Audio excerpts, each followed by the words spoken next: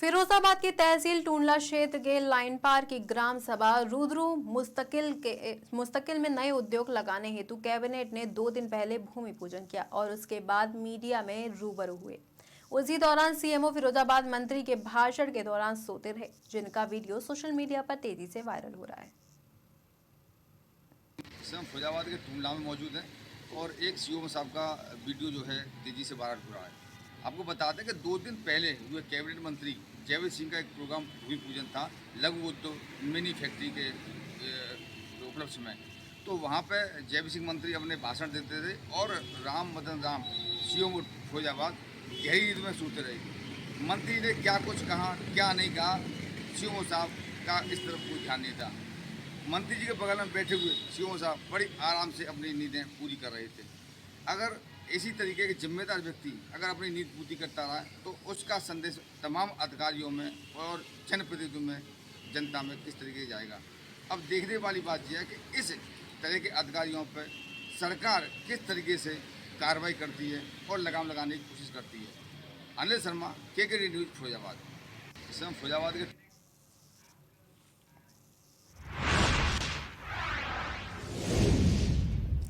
खबर मध्य प्रदेश के बालाघाट से है, जहां हम में बदलाव मैं हूं पाक की थीम पर मध्य प्रदेश वन विभाग और मध्य प्रदेश ईसीओ पर्यटन विकास बोर्ड द्वारा वन परिक्षेत्र लोंगरू सामान्य दक्षिण वन मंडल बालाघाट ने ग्राम जैतपुर के अंतर्गत अनुभूति कार्यक्रम का आयोजन किया। इस अनुभूति में जैतपुरी गौना झोल, सल्फा, खुरसुड और डोरा के बच्चों को भी शामिल किया। साथ ही उन्हें प्रकृति से जोड़ने और वनों के महत्व को समझाने के लिए विभिन्न गतिविधियों का आयोजन भी किया।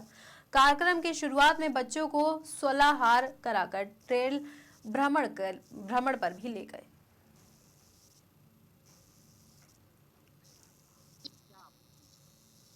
ये वनों के बारे में हमें अनुभूति में लाया गया है, जिसमें हमें पेड़ पौधों के बारे में और जो हम भ्रमण के लिए आए थे उसमें हमें पीआईपी के बारे में बताया गया, चेक डैम के बारे में बताया गया और हमने पद्म चिन्ह देखे, शेर के भी पद्म चिन्ह देखे और भालू के भी, और पेड़ों के बारे में भी बताया गया कि ये कौन सा पेड़ है और इसके क्या लाभ हैं इत्यादि के बारे में बताया गया।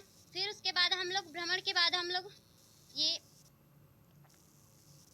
स्थान दिया गया था, वहाँ पे हम आए और हमें क्वेश्चन भी पूछे गए और उसके बाद हमने उन क्वेश्चनों का आंसर भी दिया और उसके बाद हमें भोजन कराया गया। अच्छा, ये बताइए, वनों के दौरान आपने जो भ्रमण किया है तो क्या सीखा आज आपने? वनों के भ्रमण में हमें, जैसे कि हम वन में जाते हैं तो कई लोग जाते हैं तो पॉलीथीन वगैरह सबको फेंक कर आ जाते हैं, लेकिन हमें इन सबको नहीं फेंकना है। और दूसरी बात, हम जाते हैं भ्रमण में तो वहाँ पे लाउड स्पीकर नहीं करना है, जिससे कि पशु पक्षी परेशान होते हैं और वो घबराने लगते हैं और भागने लगते हैं। और अच्छा, ये बताइए, आज जो पूरे दिन का टूर था आपका फॉरेस्ट में, यहाँ पर घुमाया गया है, आपके शिक्षक साथी हैं, आपके साथी, कैसा महसूस कर रहे हैं? यहाँ पे आने के बाद मुझे बहुत अच्छा लगा और हमें कई जानकारियाँ प्राप्त हुई।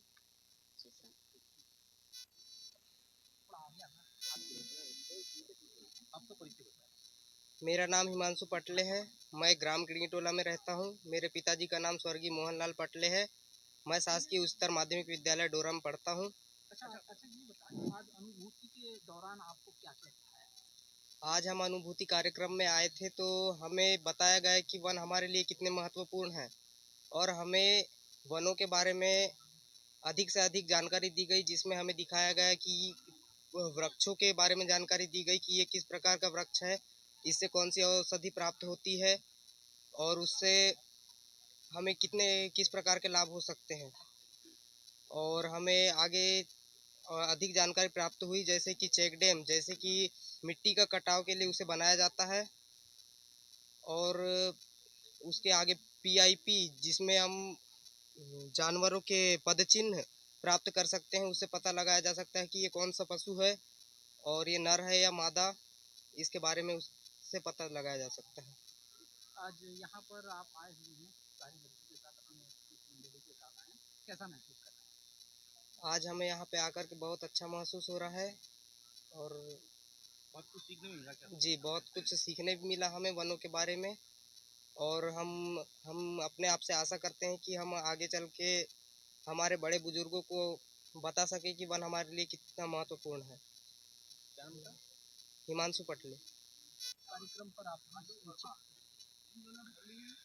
ये अनुभूति कार्यक्रम जो हमारे वन विभाग में चल रहा है, ये एक बहुत ही अनूठी पहल है और ये ऐसी पहल है कि जो शायद अभी हमारे पूरे देश में मध्य प्रदेश ने ही वन विभाग ने सबसे पहले शुरुआत की थी इसको। और प्रारंभिक तौर पे इसको मतलब जो हमारे नेशनल पार्क्स हैं, अभयारण्य हैं, उनमें पायलट बेस पे इसको शुरुआत किया गया था कि मतलब कुछ स्कूलों के बच्चों को ला करके वो कराने के लिए, तो मतलब इसका अनुभूति कराने के लिए नेचर के बारे में। तो इसका जो मुख्य उद्देश्य है, फिर ये धीरे धीरे जो है पायलट बेस में शुरू हुआ, फिर आकर के सभी प्रक्षेत्रों में, क्षेत्रीय प्रक्षेत्रों में इसको और पार्कों में शुरू किया गया। और ये 2015-16 से विधिवत जो है पूरे मध्य प्रदेश में सभी प्रक्षेत्रों में, क्षेत्रीय प्रक्षेत्रों पार्कों में शुरुआत हुई। पहले एक एक अनुभूति कैंप के लिए, फिर बाद में इसको प्रत्येक रेंज में 2 अनुभूति कैंप में कन्वर्ट कर दिया गया, बदल दिया गया।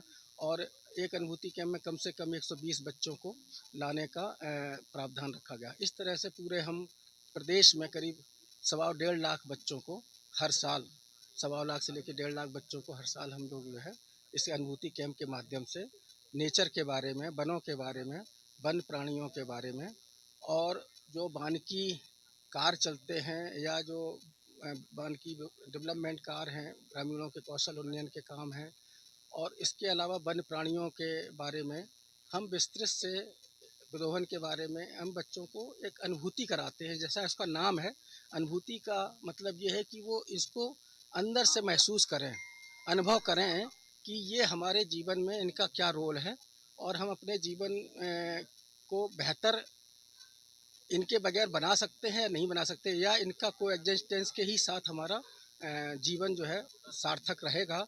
अन्यथा अगर ये चीज़ें नहीं रहेंगी तो वन नहीं रहेंगे, वन प्राणी नहीं रहेंगे, पक्षी नहीं रहेंगे, इनके ना रहने से हमारा भी जीवन उतना ही कठिन हो जाएगा जितना कि अन्य मतलब जीव जंतु का कठिन हो सकता है।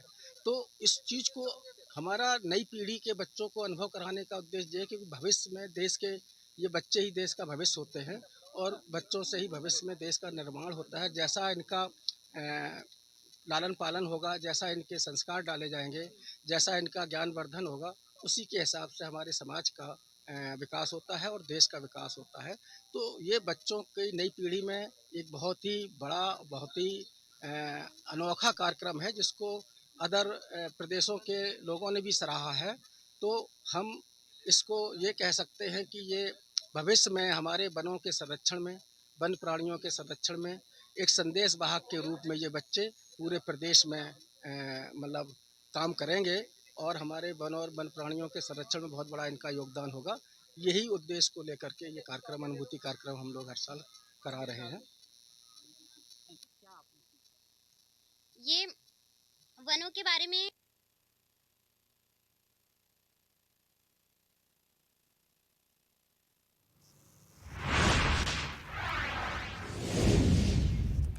फिरोजाबाद से एक शर्मनाक घटना सामने आई है जिसमें सड़क किनारे झोपड़ी में रह रही एक वृद्ध महिला के साथ दुष्कर्म की घटना को अंजाम दिया गया। वृद्ध महिला झोपड़ी में रहकर जीवन यापन कर रही थी।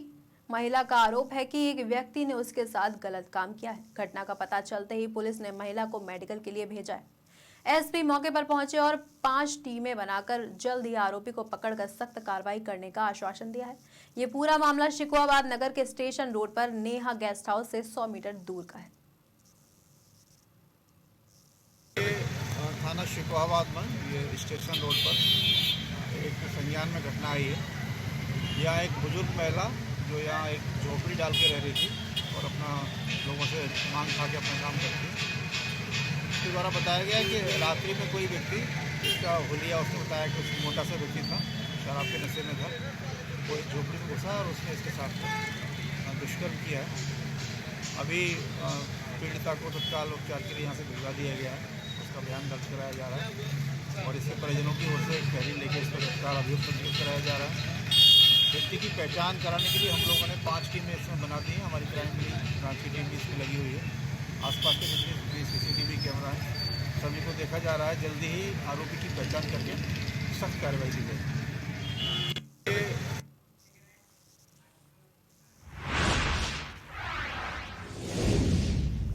बुलंदशहर के सिकंदराबाद की BATX एनर्जाइज कंपनी में गैस रिसाव होने से हादसा हुआ। वहीं 2 लोगों की गंभीरता से मौत हो गई और तीसरे व्यक्ति को बेहोशी की हालत में अस्पताल पहुंचाया गया। कंपनी में ओपनिंग से पहले ट्रायल चल रहा था। सूचना के बाद पुलिस के आला अफसर मौके पर रेस्क्यू करके सबको बाहर निकाला। सिकंदराबाद औद्योगिक क्षेत्र BATX एनर्जाइज का है पूरा मामला।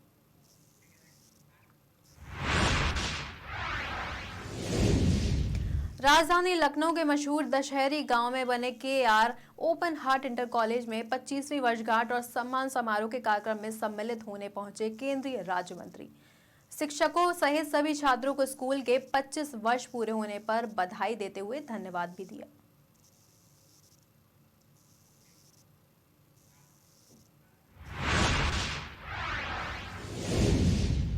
चित्रकूट मुख्यालय के रामायण मेला परिसर में मुख्यमंत्री द्वारा संचालित योजना के अंतर्गत भव्य विशाल मुख्यमंत्री सामूहिक विवाह का आयोजन हुआ, जिसमें मऊ, मानिकपुर, पहाड़ी, करवी ब्लॉक से 207 जोड़ों का पारंपरिक तरीके से शादी कराई गई।